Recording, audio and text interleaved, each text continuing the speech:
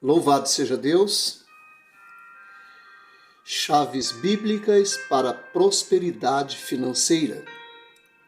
Capítulo 3. Nossa autoridade na área das finanças. Autor: Kenneth Hagin. Compartilhe nesse vídeo. Se inscreva neste canal Semeando Vidas. Dê o seu like. Em nome de Jesus. Continuei a buscar ao Senhor para resolver minha situação financeira, dedicando tempo à palavra com oração e jejum. Então, o Senhor me disse: volte ao livro dos começos. Já que eu desejava a promessa e ouvia-o, ele estava me mostrando como mudar minha maneira de pensar. Eu sabia o que significava livro dos começos. Deus se referia ao livro de Gênesis. O Senhor pretendia mostrar-me que Ele fez o mundo e sua plenitude. Ele o criara. Deus me disse: e depois criei o homem Adão. Então viu que não era bom que o homem estivesse só e criou Eva. O Senhor lhes disse: eu vos dou domínio sobre todas as obras de minhas mãos. O quê? Sobre todas as obras de suas mãos? Gênesis, capítulo 1, versos 26 a 30. No princípio criou Deus os céus e a terra. E disse Deus: façamos o homem à nossa imagem, conforme a nossa semelhança, e domine sobre os peixes do mar, sobre as aves dos céus, e sobre o gado, e sobre toda a terra, e sobre todo réptil que se move sobre a terra. E criou Deus o homem à sua imagem, a imagem de Deus o criou, macho e fêmea os criou. E Deus os abençoou, e Deus lhes disse: frutificai, e multiplicai-vos, e enchei a terra, e sujeitai-a, e dominai sobre os peixes do mar, e sobre as aves dos céus, e sobre todo animal que se move sobre a terra. E disse Deus: eis que vos tenho dado toda a erva que dá semente, e que está sobre a face de toda a terra, e toda árvore em que há fruto de árvore que se dá semente, ser-vos-ão para mantimento. E a todo animal da terra, e a toda ave dos céus, e a todo réptil da terra, em que há alma vivente, toda erva verde, e será para mantimento. E assim foi. Após o Senhor ter me revelado os versículos 10 e 12 do Salmo 50 e Gênesis capítulo 1, ele me disse: há um outro versículo que diz: minha é a prata e meu é o ouro, disse o Senhor dos Exércitos. Ageu capítulo 2, versos 8. Em seguida, disse: tudo isso é meu, não porque possuo, mas porque criei. Mas para quem você supõe que criei os animais do campo? Para quem você imagina que criei a prata e o ouro? Para quem você pensa que criei o mundo e a sua plenitude? Para o diabo e seus seguidores? Não! Eu os fiz para Adão. O Senhor prosseguiu: mas meu povo pensa que foi para o diabo. Pensa de forma errada. Observe que o diabo pode dirigir uma casa noturna e ele e seu povo não se importarão em gastar milhares de dólares com letreiros luminosos, anunciando a todos o que acontece ali. Mas quando alguém coloca um anúncio modesto de uma igreja em algum lugar, há pessoas que se opõem a isso. O diabo as cegou. O Senhor me explicou. A prata e o ouro não estão na terra para o diabo e para os seus seguidores. Eu fiz essas riquezas para o homem que criei, Adão, mas ele cometeu alta traição contra mim. Adão traiu, entregou tudo nas mãos de Satanás.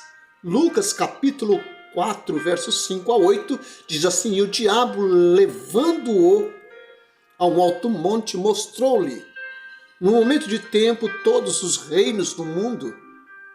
E disse-lhe isso o diabo, disse para Jesus: dar-te-ei a ti todo este poder e a sua glória, porque a mim me foi entregue, e dou-o a quem quero.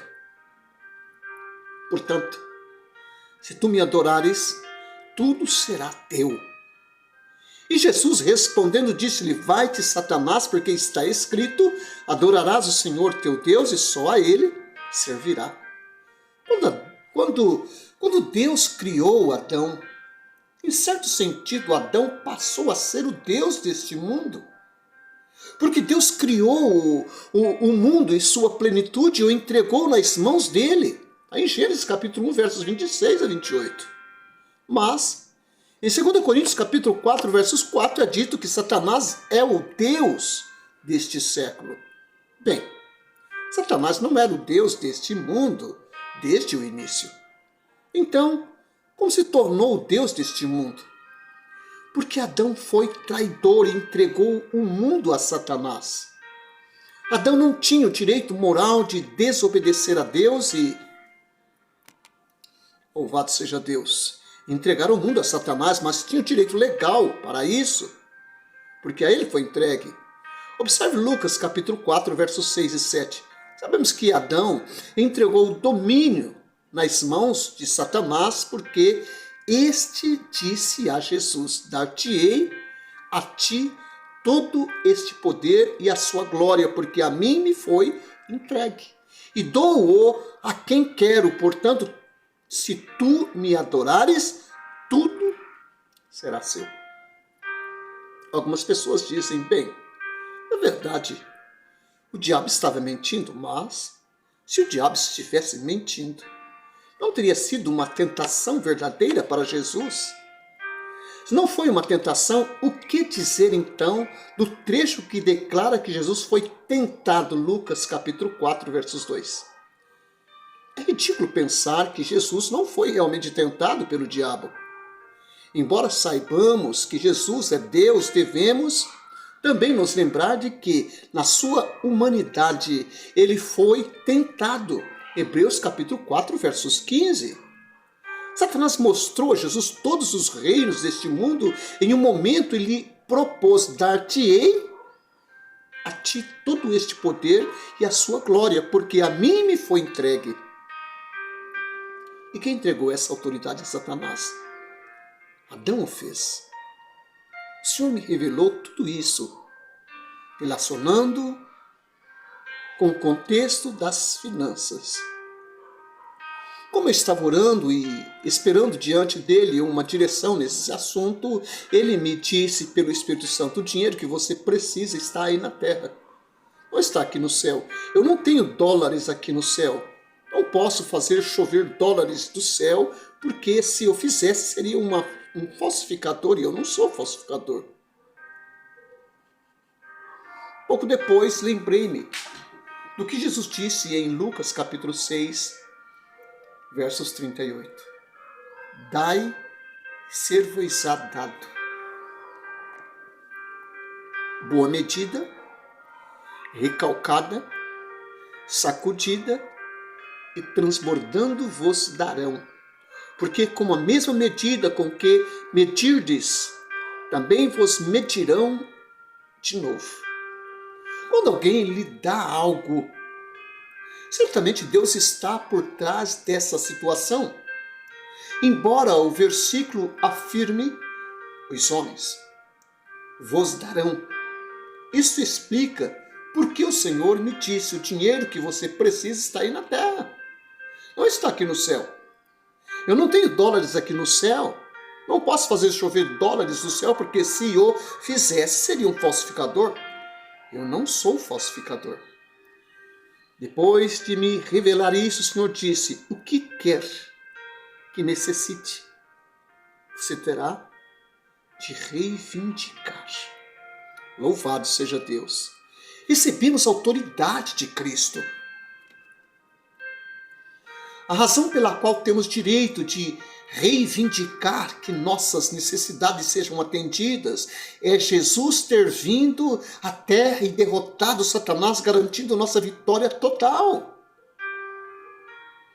Estamos no mundo, mas não somos do mundo. João capítulo 15, verso 19 diz tal coisa. Ainda que nele tenhamos de viver, devemos usar a autoridade dada por Jesus para impor a derrota a Satanás e desfrutar as bênçãos que Deus nos deu em Cristo, inclusive a prosperidade financeira. Colossenses capítulo 1, versos 12, nos diz: dando graças ao Pai, que nos fez idôneos para participar da herança dos santos na luz. Louvado seja Deus! Essa herança nos pertence nesta vida. Agora observa o que o versículo seguinte nos esclarece sobre a herança dos santos na luz que o Pai deu como resultado da derrota de Satanás por Jesus.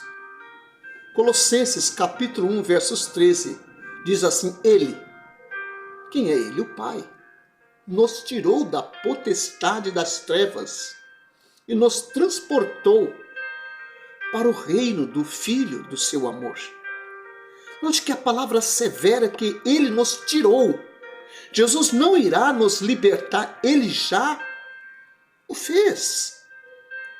O restante do versículo diz: da potestade das trevas e nos transportou para o reino do Filho do seu amor.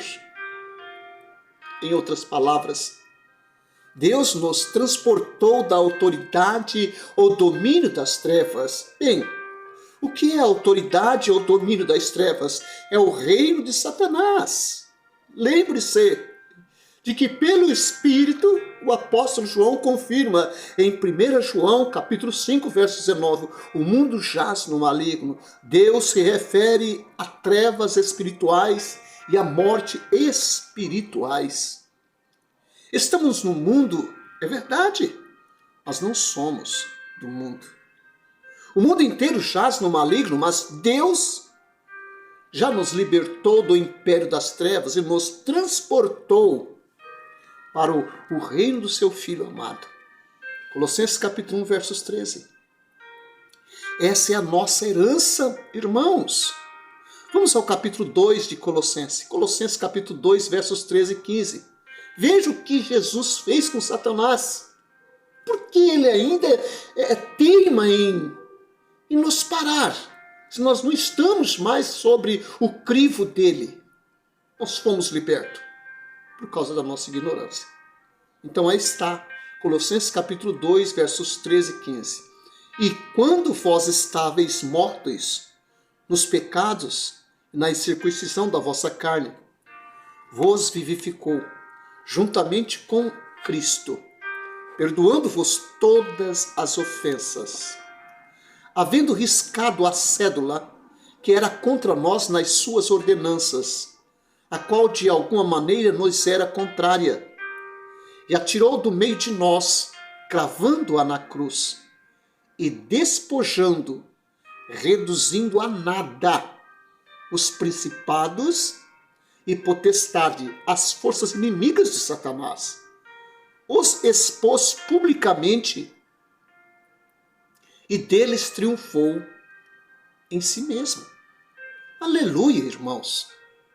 Nós somos aqueles que triunfaram pelo que Jesus fez. Ele não triunfou para si mesmo, não precisava disso. O que ele fez foi por mim. Fez por você, por nós. Ele se fez nosso substituto, tomou nosso lugar, e quando derrotou o inimigo, louvado seja Deus, isso nos foi creditado, a fim de que possamos derrotar o inimigo em nome de Jesus. Aleluias! Oh, glórias! Portanto, Temos autoridade de ordenar a Satanás que tire suas mãos daquilo que nos pertence, inclusive das nossas finanças, da nossa vida espiritual, da nossa vida conjugal, da nossa vida financeira e da nossa alma. Algumas pessoas que vivem falando sobre a igreja, não sabem que Jesus já derrotou Satanás. Diz, a igreja tem que lutar contra Satanás. Não, tem que lutar contra si próprio. Tem que lutar contra você mesmo. Instruindo você mesmo que você não faz mais parte deste mundo. Alguém pode dizer, mas você não se lembra de Paulo? Aquilo que Paulo disse a Timóteo para ser um bom soldado? 2 Timóteo capítulo 2, versos 3. Portanto, nós somos soldados, estamos em guerra. Sim. Mas é uma guerra vencida. É uma guerra contra nós mesmos, para mostrar para nós que nós somos de Cristo. Não é contra Satanás. Satanás já está vencido. Nós temos apenas que nos apropriar dos despojos daquilo que Jesus já conquistou. Louvado seja Deus, que é a igreja triunfante, não uma igreja guerreira. Jesus expôs publicamente ao desprezo os principados e potestades, isto é, ele os expôs diante dos três mundos, o celestial, o terreno e o infernal, triunfando sobre esses poderes pela cruz. Colossenses capítulo 2, versos 15. Gostaria de levar os cristãos a compreender isso.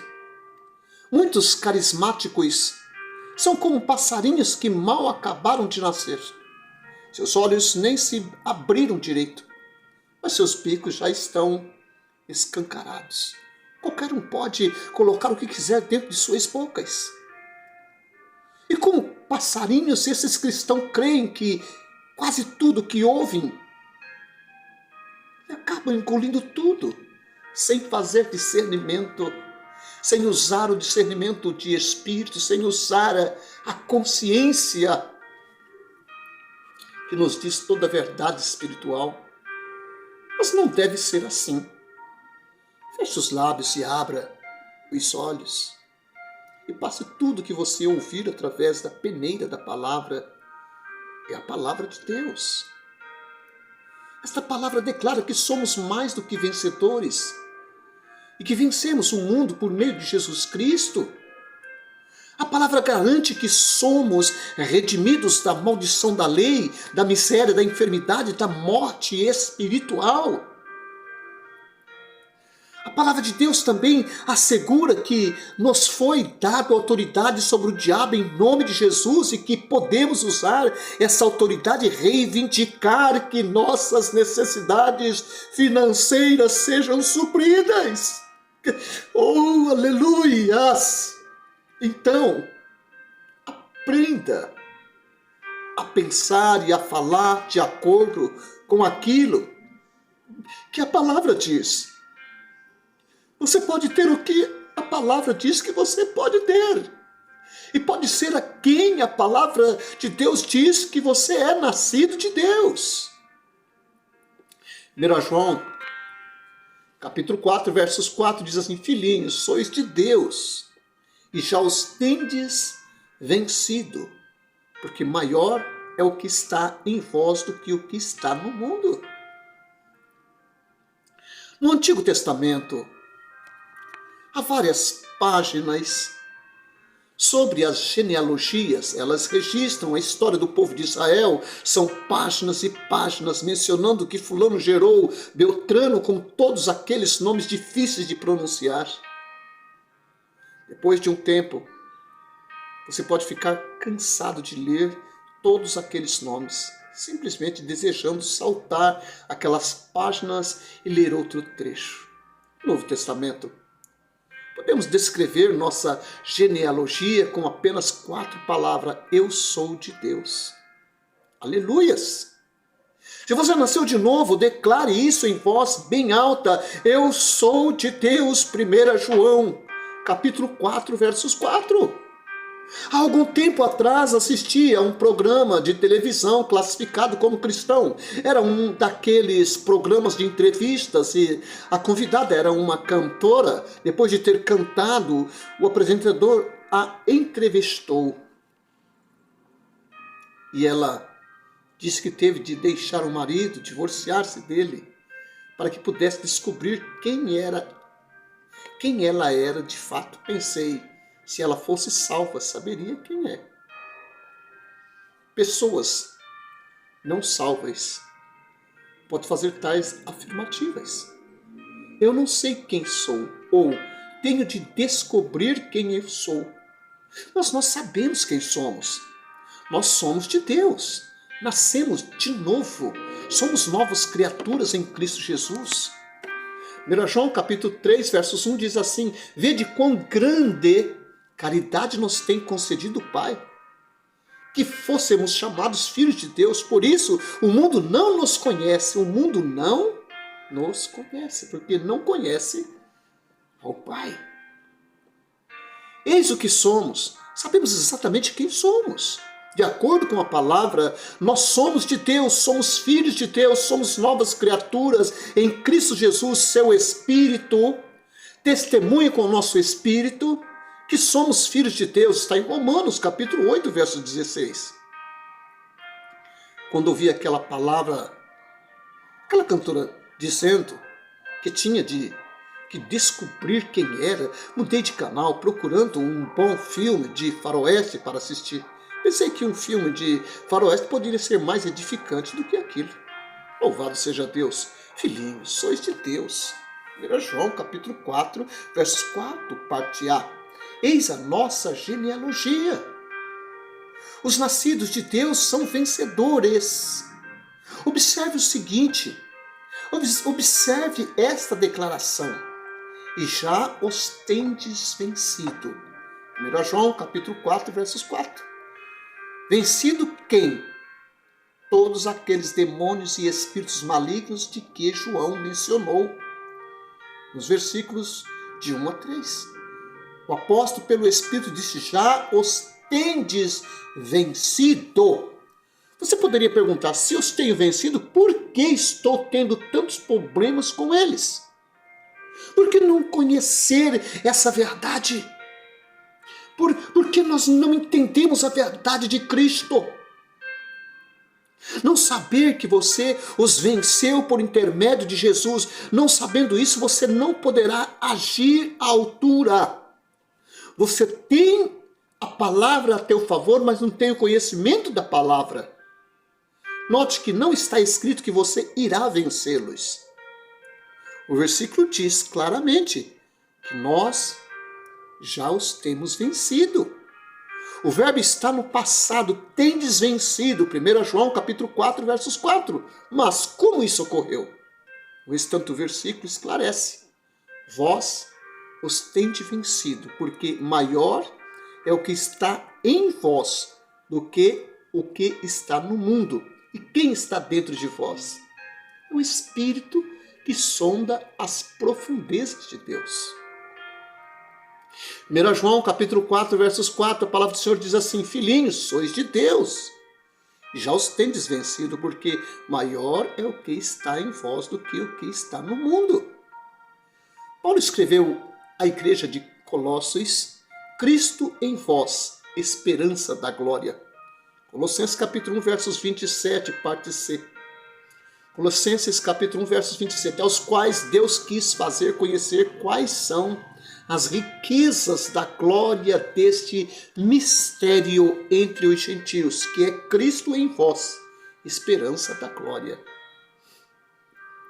Eis um mistério.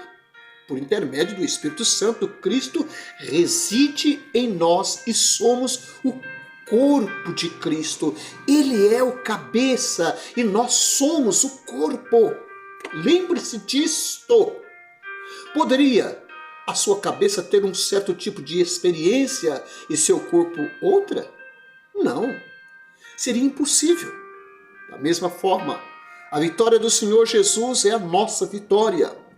Quando ele venceu o diabo e seus demônios, reduzindo-os a nada, isso tudo foi feito a nosso favor. Observe que está dito, tendes vencido. 1 João, capítulo 4, versos 4. Por quê? Então, as pessoas têm problemas com o diabo por causa da maneira errada de pensar. Não sabem que em Cristo elas venceram o diabo e seus demônios. E por elas não saberem isto, não agem à altura. Porém, os cristãos têm autoridade sobre Satanás. Eles apenas precisam crer e exercitar essa autoridade em cada área da vida, mesmo na área financeira. Jesus destruiu as obras de Satanás, entre elas a miséria e a escassez. Há outra passagem bíblica que nos ajuda a pensar dessa forma. 1 Coríntios capítulo 2, versos 4 e 6. A palavra do Senhor nos diz assim: a minha palavra e a minha pregação não consistiram em palavras persuasivas de sabedoria humana, mas em demonstração do Espírito de poder, para que a vossa fé não se apoiasse em sabedoria dos homens, mas no poder de Deus. Todavia, falamos sabedoria entre os perfeitos, maduros? Não, porém, a sabedoria deste mundo, nem dos príncipes deste mundo, que se aniquilam. Lembre-se, louvado seja Deus. Louvado seja Deus. Vamos ver, lembre-se de Colossenses capítulo 2, versos 15. E despojando os principados e potestades, os expôs publicamente e deles triunfou em si mesmo. Jesus despojou os principados e potestades. Se você procurar uma nota explicativa em uma boa Bíblia de estudos, verá que ele os reduziu a zero, ou seja, ele os reduziu a coisa alguma. Ele reduziu a nada o domínio dos demônios sobre nós. Portanto, esses também não podem triunfar na área financeira de nossas vidas. Uma vez que esses principados e potestades foram destronados, por que ainda controlariam o mundo? Porque o mundo não sabe que já foram destronados, não sabendo isto, não pode agir à altura. Esta é a razão por que Jesus foi ungido pelo Espírito, assim como nós, para pregar libertação. Isaías 61 ou Lucas 4,18. Mas, o que significa pregar libertação? Significa pregar aos cativos. Vocês estão livres. Jesus os libertou. Esses poderes foram reduzidos a nada. Ele destronou esses poderes. Vocês estão livres.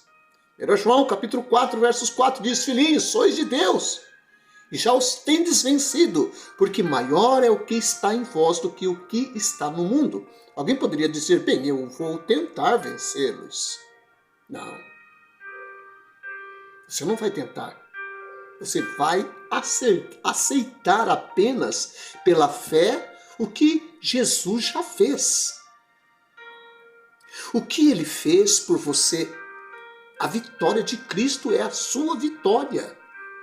Glorifique o nome de Deus, exercitando nossa autoridade. Louvado seja Deus. O motivo pelo qual o Senhor me incentivou a reivindicar o que eu necessitava chegou a meu entendimento. O Senhor me ordenando a crer e exercitar minha autoridade espiritual na área das finanças.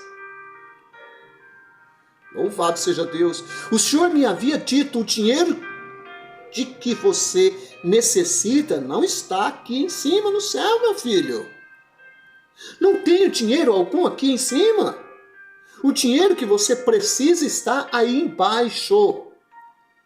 Satanás que eu está segurando, não eu. Exerça sua autoridade.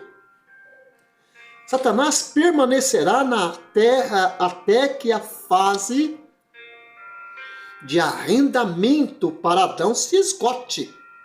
Lembre-se disso. Louvado seja Deus. Satanás será lançado no abismo por algum tempo e finalmente será lançado no lago de fogo. Está em Apocalipse, capítulo 20, versos 10. O Senhor me orientou. Não ore por dinheiro, como você tem feito. Seja qual for sua necessidade, reivindique-a. Em nome de Jesus. Diga, Satanás, tire suas mãos do meu dinheiro. Depois fale, espíritos ministradores, tragam o dinheiro necessário para esta obra. Isso ocorreu em 1950. A partir daí, nunca mais orei por dinheiro. Refiro-me às minhas próprias necessidades. Porém, em relação ao Rema, Centro de Treinamento Bíblico, é diferente. Apresentamos as necessidades do centro de treinamento às pessoas, a fim de que nos ajudem, pois não é apenas minha a responsabilidade por ele. O mesmo vale para a igreja local. Não cabe apenas a uma pessoa. Nós todos devemos crer em Deus, não apenas o pastor. Por outro lado, o pastor tem uma responsabilidade, porque ele é a autoridade na igreja. Ele tem de fazer determinadas coisas e tomar certas decisões pela igreja. E isso exige grande responsabilidade. Os anjos são espíritos ministradores. Em 1950, quando comecei a perceber o quanto a fé atuava na área financeira, tudo pareceu novo para mim. De fato, eu indaguei de Deus o que o Senhor quis dizer. Eu compreendi a parte sobre exercer autoridade sobre o inimigo, reivindicar o que precisamos e dizer a Satanás que tirasse as mãos de meu dinheiro, mas quanto aos espíritos ministradores trazerem o dinheiro necessário? O Senhor me respondeu: você ainda não leu na minha palavra que os anjos são espíritos ministradores enviados para servir a favor daqueles que hão de herdar a salvação? Isso está em Hebreus capítulo 1, versos 14. Como eu pensava que estava escrito enviados até nós. Tive de pegar minha Bíblia e ler novamente. É interessante o fato de termos o conhecimento. Quando lemos a Bíblia durante anos e passamos por cima de detalhes, quando o conhecimento chega, nós entendemos esses detalhes. E passamos a observar o que a Bíblia diz. Hebreus capítulo 1, versos 13 e 14 diz assim: e a qual dos anjos disse jamais: assenta-te à minha destra, até que ponha os teus inimigos por escabelos de teus pés. Não são, porventura, todos eles espíritos ministradores, enviados para servir a favor daqueles que hão de herdar a salvação? Note no versículo 13, a qual dos anjos? Logo o Espírito Santo está falando sobre os anjos. No versículo 14, a ideia é concluída. Não são, porventura, todos eles espíritos ministradores? Observe o que diz o versículo. Não são, porventura, todos eles. Quanto deles? Espíritos ministradores? Eles são seres espirituais. São espíritos ministradores enviados para servir a favor daqueles que hão de herdar a salvação. Isso é para nós, ou seja, os anjos foram enviados para fazer algo a nosso favor. Em relação ao reino de Satanás, podemos dizer que ele é o chefe. E como você sabe, todos os seus demônios e espíritos malignos estão fazendo o trabalho dele. Ouve-se pessoas dizerem, às vezes, Satanás foi quem me influenciou a fazer isso. Bem, pode ser que ele não tenha estado lá presente a tempo todo, né? A tempo decorrente, mas um dos seus representantes deve ter estado. Esses demônios e espíritos malignos influenciam as pessoas. Eles podem influenciar até os cristãos, se estes os permitirem. Assim como os espíritos malignos influenciam as pessoas, os anjos também podem influenciá-las. Coloquei em prática o aprendizado. Após o Senhor me revelar tudo isso, fui até a igreja onde dirigia um encontro e permaneci no púlpito. Para ser honesto, após ter recebido essa revelação, meus joelhos tremeram. Eu estava trêmulo, não de medo, como quem tem diante de si uma cascavel ou uma tempestade. Eu sentia um santo temor, um temor reverente. Lembre-se do que o apóstolo Paulo disse, foi em fraqueza, temor e santo tremor que eu estive entre vós. 1 Colossenses capítulo, ou melhor, 1 Coríntios, capítulo 2, versos 3. O que eu experimentei foi algo diferente do medo de uma tempestade, era um santo temor. O que o Senhor tinha me mostrado era algo novo para mim. Minha mente me dizia, isso não vai funcionar. Permaneci no púlpito e disse para mim mesmo, agora vejamos, é necessário que eu receba $150 por semana para suprir minhas despesas. Pode não parecer muito hoje em dia, mas era uma grande quantia naquela ocasião. Eu presumi que permaneceria uma semana naquela igreja, então falei, em nome de Jesus, eu reivindico $150 esta semana. Então exclamei, Satanás, tire as mãos do meu dinheiro, em nome de Jesus. E completei, espíritos ministradores, façam o dinheiro vir. Foi tudo que eu fiz. Pois eu disse ao pastor, agora, irmão, não faça um apelo especial por dinheiro. Quando quiser levantar uma oferta especial para mim, fale o mínimo que puder. Não estenda muito esse assunto. Ele me explicou, bem, você conhece nosso costume. Levantamos oferta terças, quintas e sábados à noite para o evangelista.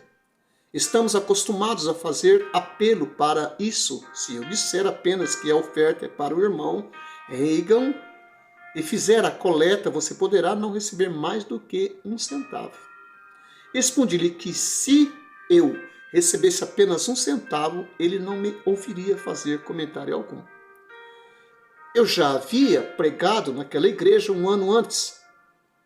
Um pastor diferente a dirigia naquela época, naqueles dias. A igreja tinha apenas 2 membros a mais do que no ano anterior. A igreja continuava do mesmo tamanho. Eles não tinham alcançado mais pessoas para Jesus.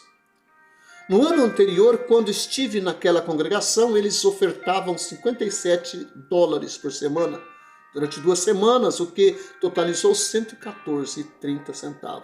Quando deram essa oferta, pensavam que estavam me dando a lua. O pastor, naquele ano, usou 30 ou 40 minutos para fazer o apelo pelas ofertas, dizendo, quem dará o outro $1? Não me entendam mal. Não é errado fazer isso se Deus o orientar que faça dessa forma. De fato, eu mesmo tenho sido guiado a seguir assim algumas vezes no levantamento das ofertas. Mas após eu ter aprendido a empregar a fé na área financeira, instruir o pastor a que não fizesse apelo algum para as ofertas, então ele me respondeu, se é assim que você quer. Confirmei, é dessa forma que eu quero. As reuniões estavam indo bem. O pastor perguntou-me, você poderia permanecer mais tempo?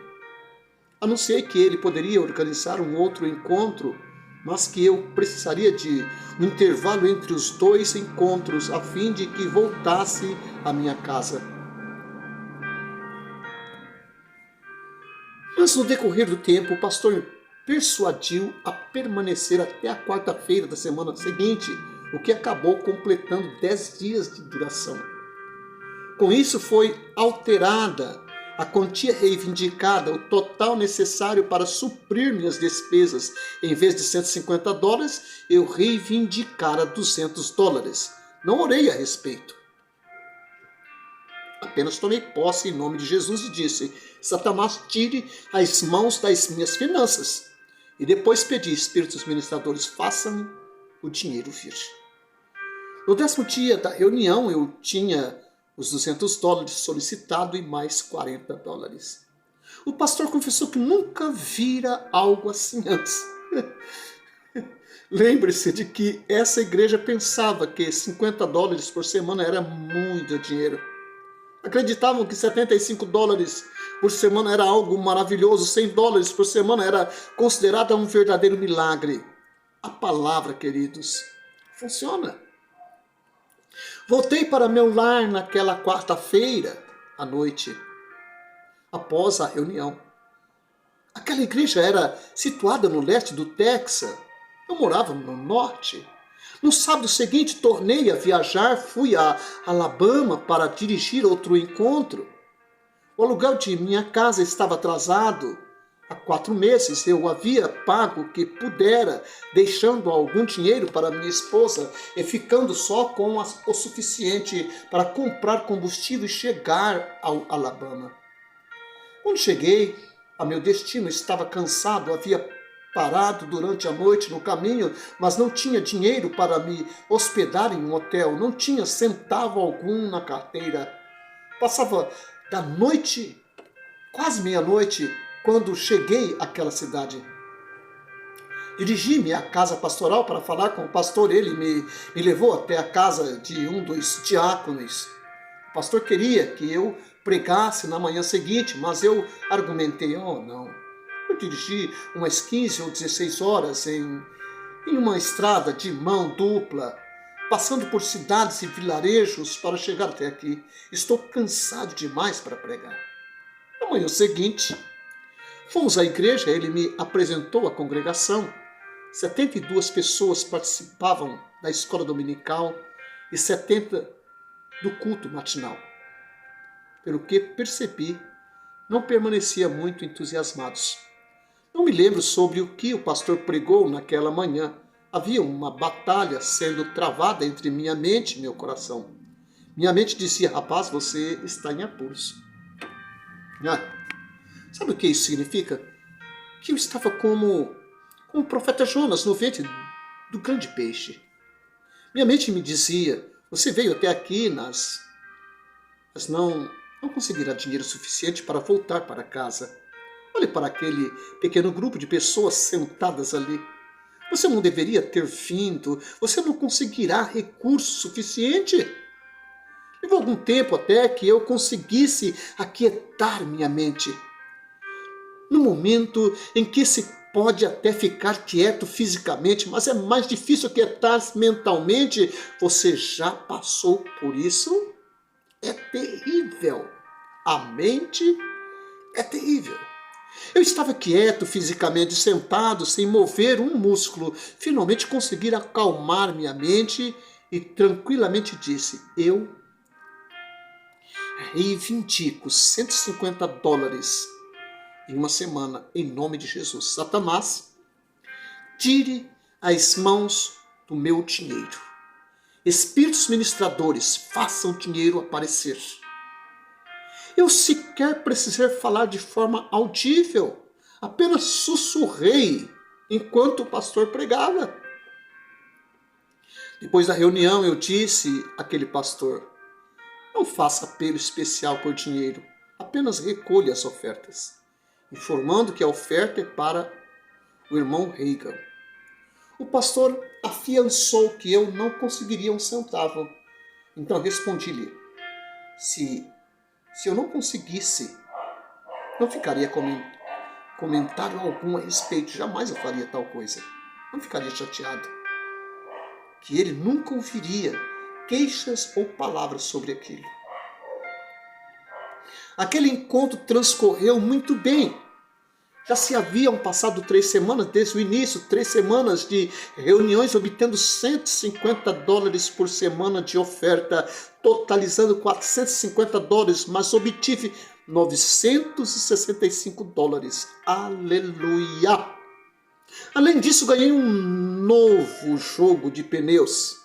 O carro que eu comprara recentemente era usado e os pneus estavam gastos. Eu havia posto em prática a revelação que o Senhor me dera. Ao receber uma revelação de Deus, não saia imediatamente correndo e pregando sobre ela. Mesmo tendo o Senhor me mostrado essa revelação em 1950, eu só comecei a pregar a respeito dela 4 anos mais tarde, em 1954. Prove todas as coisas.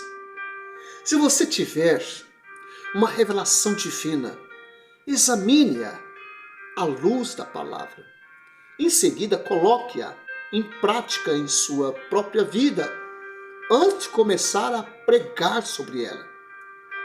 Se não funcionar para você, não funcionará para pessoa alguma. Depois, compartilhe com os que supervisionam você, ou os que têm mais tempo de ministério que você.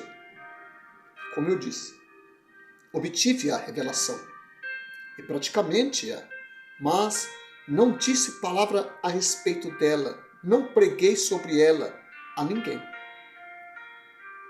Apenas comecei algo com alguns amigos pastores. Como já mencionei, compartilhei essa revelação com o irmão, A.A. Zwinkit, que na época tinha 70 anos de idade. Eu estava com 36 anos quando dirigi o encontro em sua igreja. Esse homem foi o pioneiro do movimento pentecostal e era conhecido como um notável mestre da Bíblia. Ele apanhou algumas anotações e entregou-as a mim. Baseei-me para escrever a maioria dos assuntos em meu livro Redimidos da Maldição, da Miséria, da Enfermidade e da Morte. Esse irmão havia dito: vá em frente e use esse material. Pregue sobre isso onde quer que você vá. Porém, comecei a pregar somente 4 anos mais tarde sobre o que Deus me mostrara.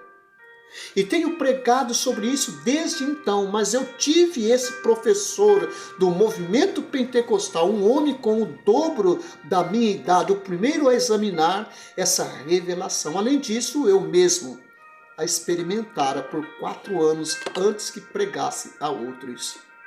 Alguns pensam que, ao receber uma revelação, devem divulgá-la rapidamente, logo querem anunciar a todos sobre isso. Também desejam que todos concordem com eles. Se as pessoas não concordam, ficam furiosos, agindo baseado na natureza carnal e julgam que esse procedimento é inspirado pelo Espírito Santo de Deus. Senhor, abençoe esses queridos para que não façam desta forma. O Senhor me dera a mesma revelação que aquele irmão recebera anos antes. Na Bíblia lemos: não são, porventura, todos eles espíritos ministradores? Hebreus capítulo 1, versos 14, parte A. Diga em voz audível: obrigado, Senhor, pelos espíritos ministradores. Após ter recebido a revelação de Deus sobre fé aplicada às finanças, eu pude ir às pequenas igrejas dos Estados Unidos e a lugares remotos e provar essa verdade. Eu sempre recomendava a mesma coisa: não faça nenhum apelo especial pela oferta. Você percebeu que nosso ministério nunca fez apelo por dinheiro? Você observou que em nossa revista, Palavra da Fé, nunca mencionamos sobre dinheiro ou pedimos contribuições para a revista? Costumamos enviar uma carta 4 vezes por ano a fim de que as pessoas conheçam as necessidades do ministério. Apenas as informamos sobre as atividades, dando-lhes a oportunidade de nos ajudarem, caso queiram, porém, nunca as pressionamos a contribuir. Pressione a palavra, não as pessoas. Alguns nos dizem que a maneira como agimos não funciona. O mesmo se dá quando a ciência garante que uma determinada espécie de inseto não pode voar. Cientificamente, o inseto não poderia voar, mas, como ele não sabe disso, vai em frente e voa. Nosso ministério não tem problemas financeiros. Não nos gabamos de nossa própria capacidade, pois ela vem de Deus. Nosso ministério nunca teve problemas financeiros, passamos alguns períodos de vacas magras, mas nunca estivemos realmente em dificuldades. Essa é a diferença. O campus do Centro de Treinamento Bíblico Rema fica em uma área de mais de 384 mil metros quadrados. Estamos construindo desde que nos mudamos para o presente local. Temos 20 prédios no campus, um complexo de 96 apartamentos reservado para hospedagem dos estudantes, além de um grande almoxarifado. Recentemente, um colega do norte dos Estados Unidos visitou-nos. Embora eu e minha esposa o conhecêssemos, há algum tempo ele nunca estivera nesse local, no centro de treinamento. Nós o levamos juntamente com a esposa para dar uma volta no campus, em um carrinho de golfe. Enquanto visitávamos a área, subitamente ele deu uma risada, riu tanto que parecia que ia cair do carrinho. Finalmente ele se recompôs e perguntei-lhe: "O que há com você?" Eu pensava que ele rira de mim. Ele respondeu: "Meus conterrâneos afirmam que a fé não funciona. Estou aqui pensando, pobres pessoas, que Deus os abençoe. Eu lamento muito por elas pensarem que a fé não funciona. Sinto até vontade de chorar por causa disso, de verdade. Ter fé em Deus e agir à altura da sua palavra sempre trazem bons resultados. Eu lhe contaria situações e mais situações em que a palavra funcionou para mim, mesmo em meio às mais duras circunstâncias. Para receber as bênçãos de Deus, a participação humana e participação de Deus. Você se lembra do que lemos em Isaías capítulo 1, verso 19? "Se quiserdes e ouvirdes, comereis o bem desta terra." Antes de efetivamente exercitar sua fé, aplicando-a às finanças ou para qualquer uma das bênçãos de Deus, você deve desejar fazer a vontade de Deus e ser obediente de fato. Então você deve pensar e crer de acordo com a palavra de Deus e agir à luz desta palavra. Quando você o fizer, sua fé trará a manifestação daquilo que Deus proveu para você em seu grande plano de redenção. Louvado seja Deus!